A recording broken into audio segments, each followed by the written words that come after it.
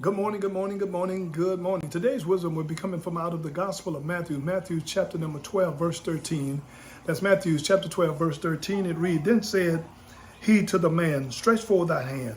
And he stretched it forward, and it was restored whole like as the other. Today I want to talk about how to deal with a bad hand, how to deal with a bad hand coming up. When I was a little boy, my mom used to host a card game, and I remember a man would come in and he would often complain about a bad hand. He would come constantly to the house, sit in the same chair, and constantly complain. And I couldn't understand, why would you come in a house and constantly get a bad hand? And here in our text, we find a man has a bad hand.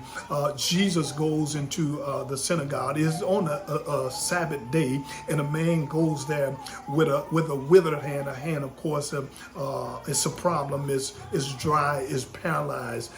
It has absolutely no life in it. And of course, the Pharisees were trying to trick Jesus, or try to get something against Jesus. Say, what is it lawful to do good on the Sabbath day or evil? But Jesus wanted to show them that He's Lord even on the Sabbath day. And so in verse 13, with the man with the problem, Jesus said to the man, stretch forward your hand. Of course, to stretch forward his hand, He gives him a command. And a commandment is His enablement. He commands him to do something that he's not able to do. But when we obey the commandment of God, He gives us the power to do it. We can do exceedingly abundantly above all that we would even ask, think, do according to the power that's in us. Of course, and to stretch forward his hand also would put a man in a place of vulnerability. He would begin to expose his area of weakness. Of course, whatever is not revealed cannot heal.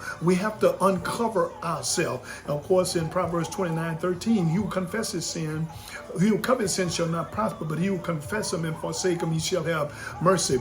And so the man complied with the command of Jesus. And when he complied, the Bible says he was restored, he was made whole, he was complete. The completion did not came until he obeyed God.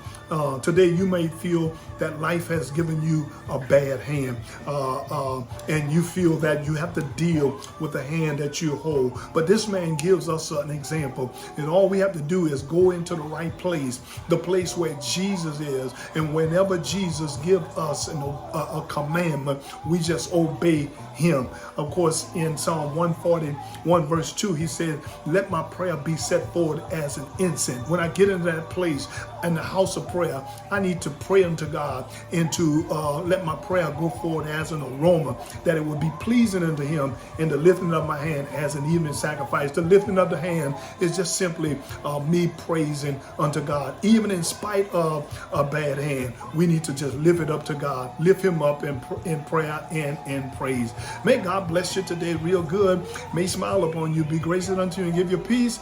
That's my prayer for you and your family today. How to deal with a bad hand.